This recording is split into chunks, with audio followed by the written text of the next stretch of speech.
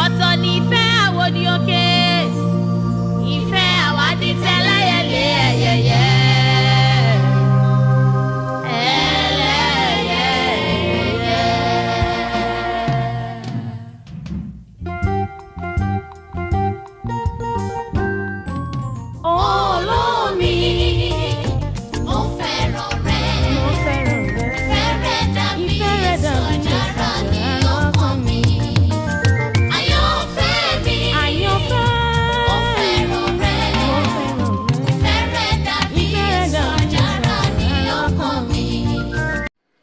Vous êtes sur l'émission Edidi Ife. Suivez le prêche qui vous sera présenté par votre frère en islam, Akeoubeou Omaïmessoula. أعوذ بالله من الشيطان الرجيم. بسم الله الرحمن الرحيم. يا أيها الناس اتقوا ربكم الذي خلقكم من نفس واحدة وخلق منها زوجها وبث منهما رجالا كثيرا ونساء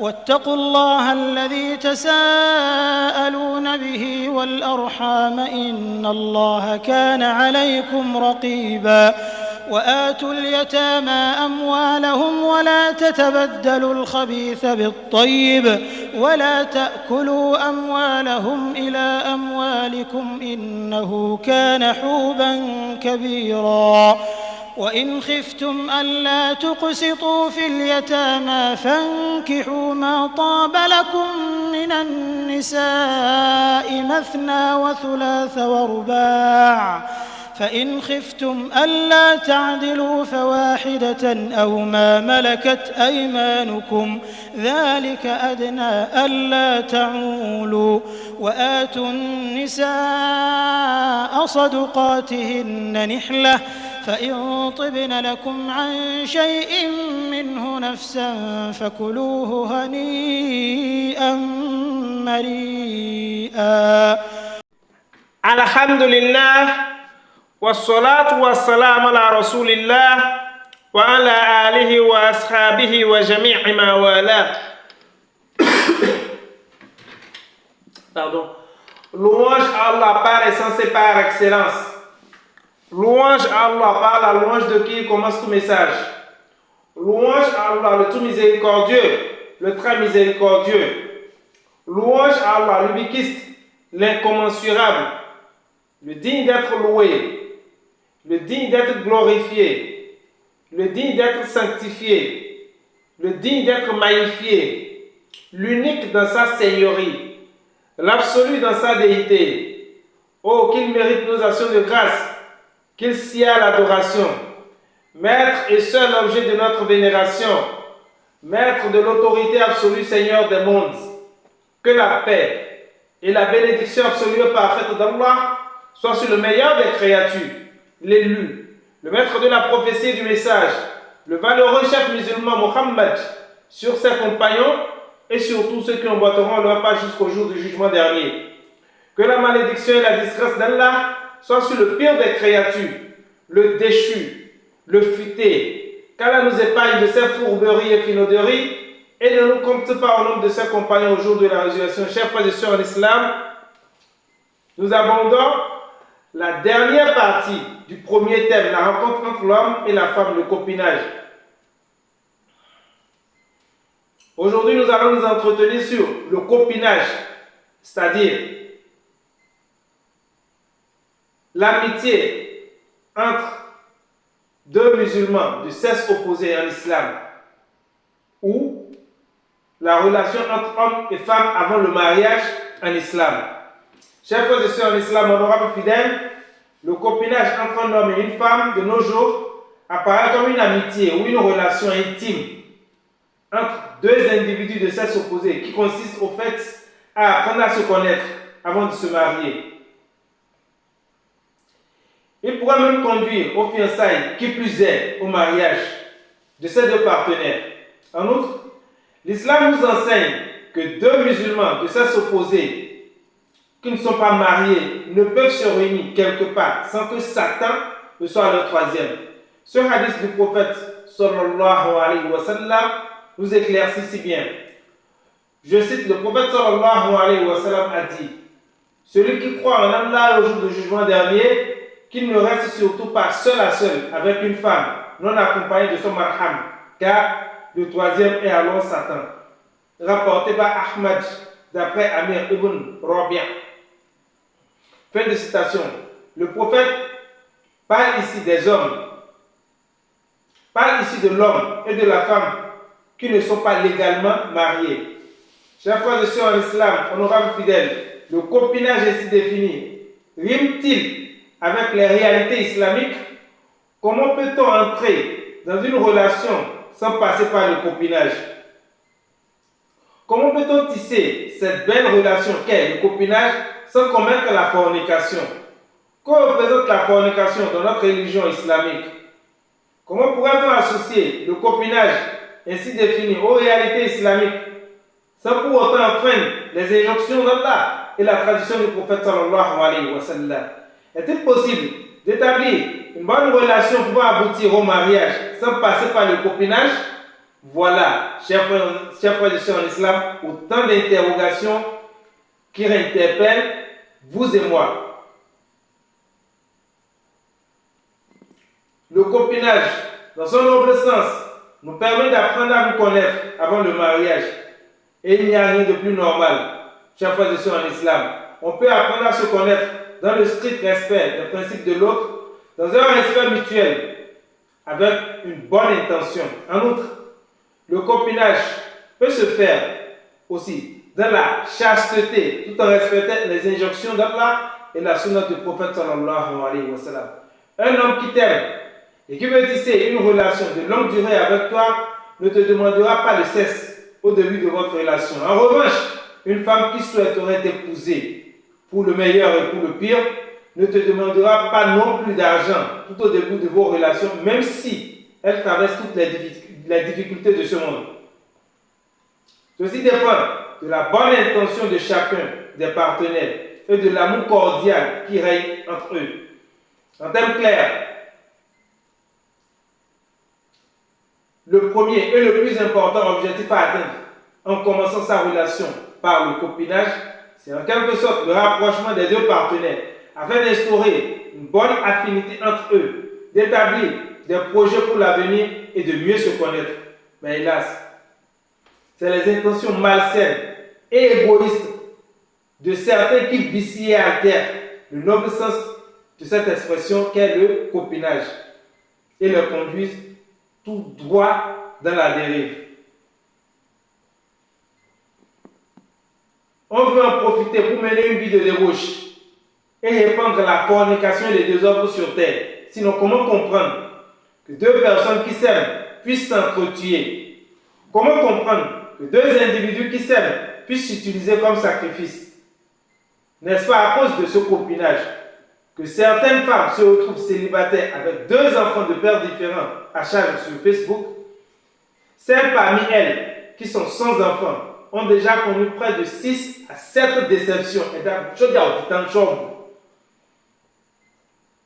C'est aussi ce même copinage qui a encouragé le concubinage trop poussé, au point où des mères de famille de plus de 60 ans se retrouvent sous le toit de leur concubin sans mariage.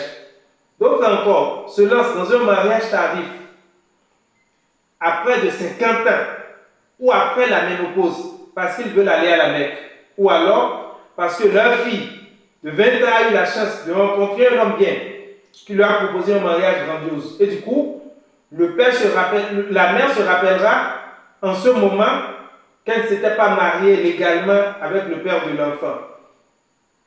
Et toute gênée, pour voir son vieux concubin pour célébrer un petit mariage à la mosquée très tôt le matin avant l'organisation du mariage de leur fille. Ou c'est plutôt le père qui, par pudicité, esquisse se loue pas vers sa concubine après 25 ans de concubinage avec plus de 5 enfants.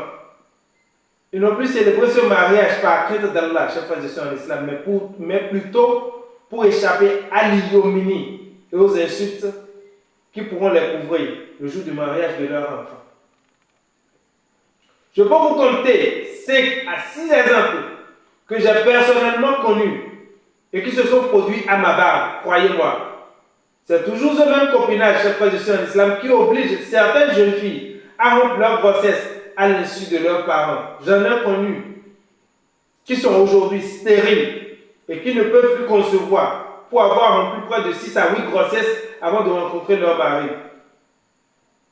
D'autres ne sont même pas stériles, mais ne peuvent plus avoir d'enfants parce que c'est les 2 enfants qui leur ont été prédestinés qu'elles ont tués à travers les 2 grossesses rompues. Comment ne pas penser, chers frères et sœurs en islam, à ces jeunes filles déjà infectées du VIH-Sida, qui sont même plus potelées et plus charmantes que nos jeunes filles, celles, parce qu'elles sont sous traitement antirétroviraux et prêtes à répandre la maladie par vengeance. Et cette cohorte de jeunes filles mortes sous l'effet des crimes rituels, des gaïmans et autres hommes d'affaires, sans foi ni loi, est indénombrable. Pardon. Pas plus tard que la semaine dernière, chers frères et sœurs en islam, 2 gangs ont été appréhendés par les forces de l'ordre ici à Cotonou, qui ont avoué qu'ils ont déjà réussi à tuer plus de 70 femmes et qu'ils revendent chacune d'elles à 600 000 francs CFA.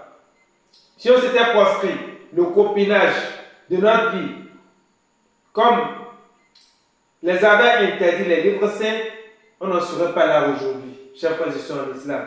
Il ne faut pas suivre certaines habitudes répandues de nos jours dans les pays islamiques qui consistent à permettre aux 2 fiancés de tenir des tête-à-tête et de sortir où et quand ils veulent sous prétexte qu'ils font connaissance.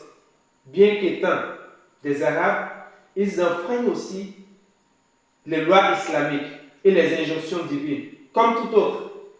Et ils subiront également la rigueur de la loi.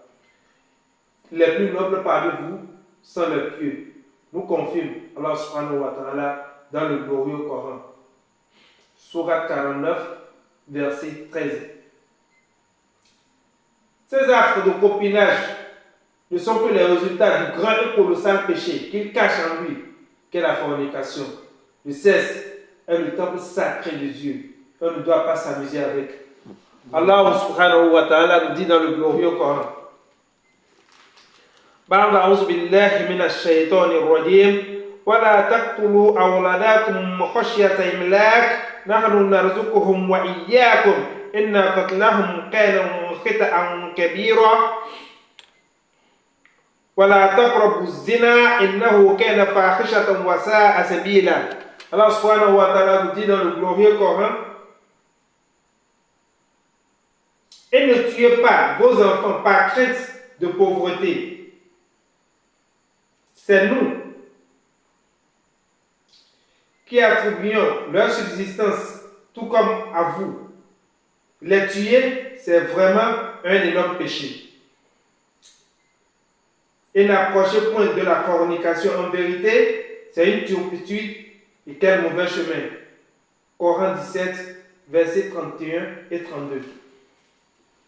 Chers frères et sœurs en islam, honorables fidèles, à l'époque du prophète sallallahu alayhi wa sallam, il n'y avait pas de copinage, ni de fiançailles.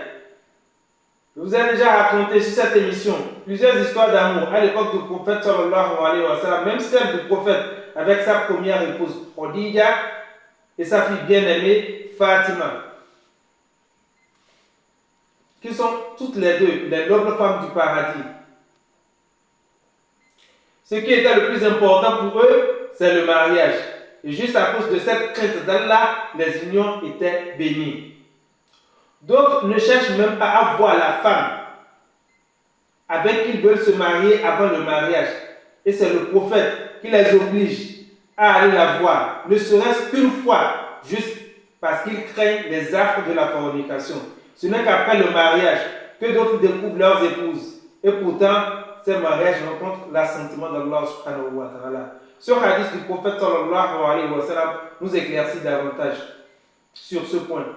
Lorsque Al-Mughira ibn Shubba nous demanda la main d'une femme le prophète sallallahu alayhi wa sallam lui dit, va et regarde là, car cela est plus à même d'enraciner l'amour entre vous. Rapporté par Al-Tirmidhi et Al-Nasa'i ibn Hibban. Par ailleurs, d'après Jabir ibn Abdullah, le prophète sallallahu alayhi wa sallam a dit, quand l'un de vous demande une femme en mariage, s'il a la possibilité de voir ce qui peut l'inciter à l'épouser, alors qu'il le fasse. Abu Daoud et Al-Hakim l'ont rapporté. Chaque fois que je suis en islam, honorable fidèle, malgré 3, 4, voire 5 ans d'amitié que nous faisons aujourd'hui, de quelle bénédiction jouissent nos mariages, chers frères et sœurs en islam. Même dans un passé récent, à l'époque de nos mères, il n'y avait pas de copinage. Les jeunes filles étaient kidnappées par leurs prétendants et avec de nobles intentions, bien sûr.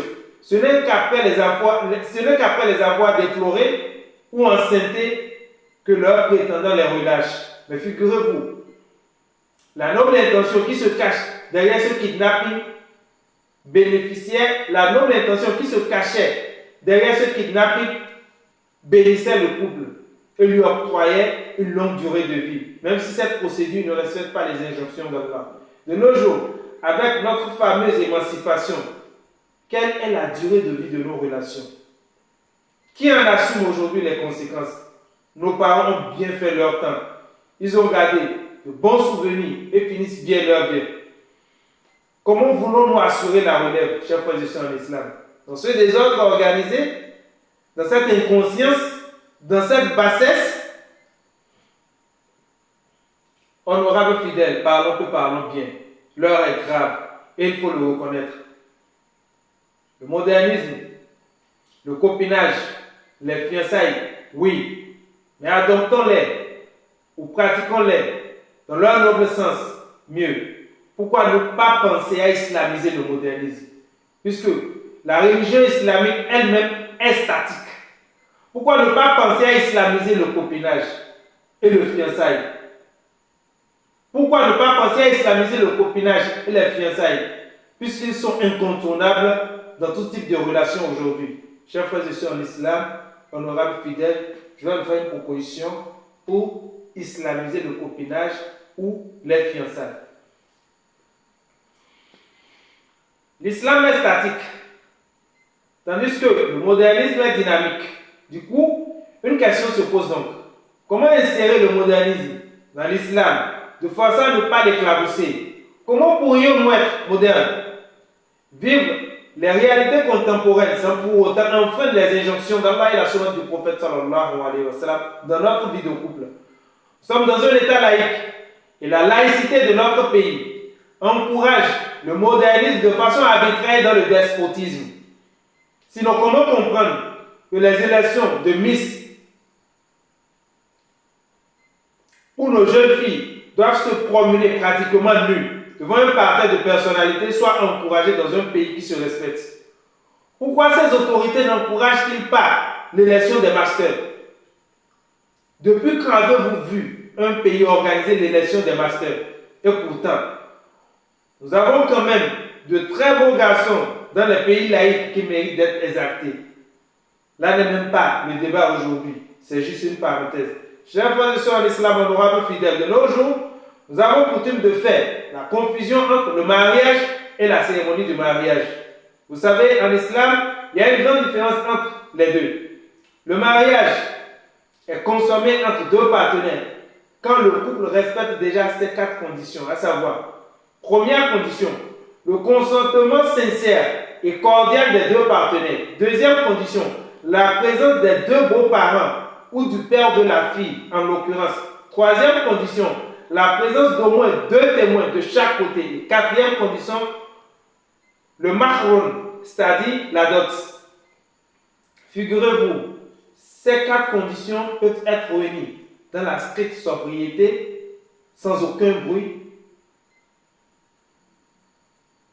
et pratiquement à 0 francs. Quand je dis à 0 francs, je veux signifier que même la dot, qui est supposée être une dépense, peut être remise ultérieurement à travers un cadeau ou l'enseignement d'un verset coranique ou d'une sourate du Coran que l'époux apprendra à son épouse en guise de mahram, la dot, pourvu que cette dernière soit consentante. Chaque fois que je suis en islam, honorable fidèle, je vais juste vous apporter un petit exemple. Deux étudiants qui s'aiment et se retrouvent dans le cas où les parents du monsieur ou de la fille veulent un mariage grandiose pour leur enfant. Ils n'ont pas encore fini leurs études et ne veulent pas commettre l'adultère. Quelle est la conduite à tenir dans ce cas précis? Le fiancé, s'il a deux frères avec qui il s'entend bien, ils peuvent se rendre à 3 chez les beaux-parents ou chez le tuteur de sa fiancée officiellement. C'est-à-dire que les parents sauront à l'avance qu'ils veulent aller les voir et ils vont les attendre. Ce jour-là, ils vont vouloir bien les recevoir parce que c'est quand même un autre, pas des moindres, le gendre de leur fille, leur gendre, le mari de leur fille. Et ils ne seront pas seuls non plus. Admettons que les parents attendent leur beau-fils avec au moins 2 de ses beaux-frères et une de ses belles-sœurs, par exemple. Au jour J, les parents recevront leur beau-fils chaleureusement. Ils vont l'accepter comme étant leur gendre. Et ils vont clôturer l'assise avec une prière. Chaque fois que je suis en islam, honorable fidèle, si les choses ont eu lieu telles que décrites, et si l'épouse accepte que la dot lui soit remise ultérieurement, les 4 grandes conditions sont bel et bien remplies et le mariage est déjà célébré. Dans ce cas précis, par exemple, Allah a déjà béni le couple. L'époux peut avoir des intimités avec son épouse à bon droit selon la jurisprudence islamique. Un enfant issu de ce couple est bel et bien légitime. Et c'est ce que j'appelle ici islamiser le copinage ou islamiser les fiançailles.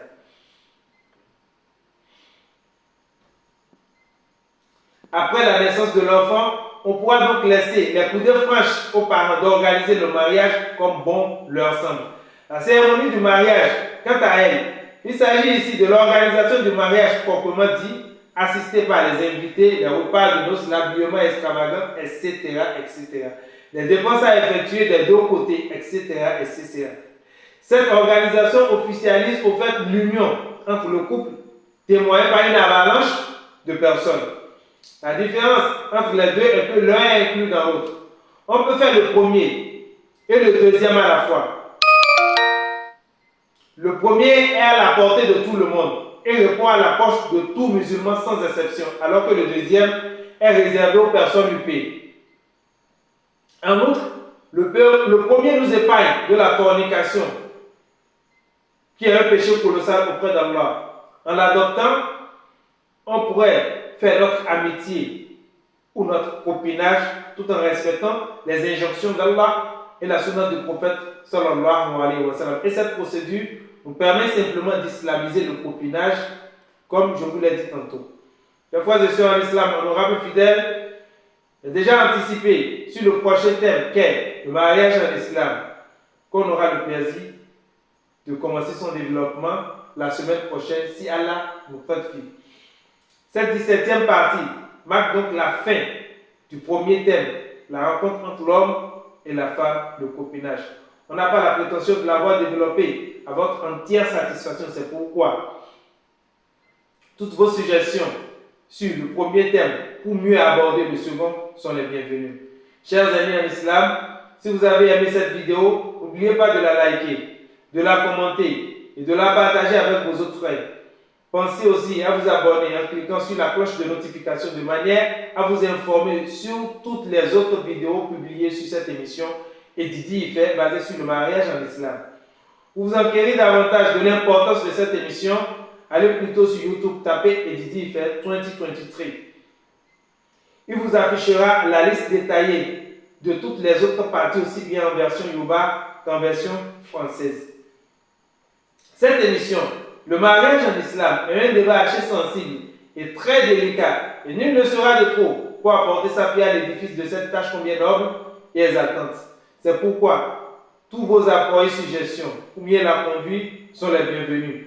Vous pouvez nous contacter sur notre page WhatsApp personnelle, plus 229 63 21 82. Nous avons spécialement constitué un groupe WhatsApp pour cette émission, à l'endroit de ceux ou celles qui sont à la recherche de leur âme sœur. Ils pourront nous contacter à travers ces numéros WhatsApp, plus 229 61 57 56 82 ou plus 234 704 458 72 81. Pas sérieux et plaisantin, s'abstenir. Nous avons aussi constitué un groupe Facebook à l'endroit de ceux ou celles qui ont des problèmes conjugaux à résoudre et à exposer pour prendre des conseils auprès des membres du groupe. Ils pourront également nous contacter sur les numéros précités.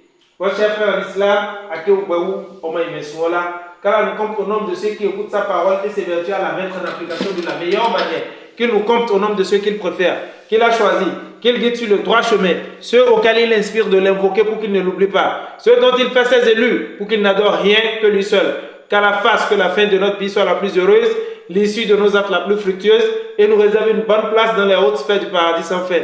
هذا بيان للناس وهدى وموعظة للمتقين عباد الله إن الله يأمر بالعدل والإحسان وإيتاء ذي القربى وينهى عن الفحشاء والمنكر والبغي يعظكم لعلكم تذكرون سبحانك اللهم وبحمدك نشهد أن لا إله إلا أنت نستغفرك ونتوب إليك. Kìí ṣe pé wọn ò rẹ̀yẹ rí nígbó, ọ̀kín ló rẹwà jù láàrin ẹyẹ. Kìí ṣe pé wọn ò rómi dán rí o, látijọ́ tí mo ti fojú mi kàn ọ́ o. Mo gbà Pájíkẹ́ rẹwà ó jẹ gbin lọ.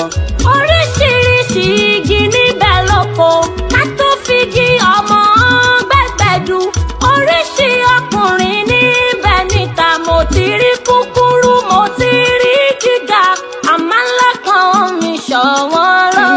Bó ṣe ń ṣe mí gan kò tiẹ̀ yé mi o. Ìfẹ́ rẹ ló ń gbé mi bí ìjì. Ó ń fẹ́ bí afẹ́fẹ́ ò ti fẹ́ dọ́kàn mi.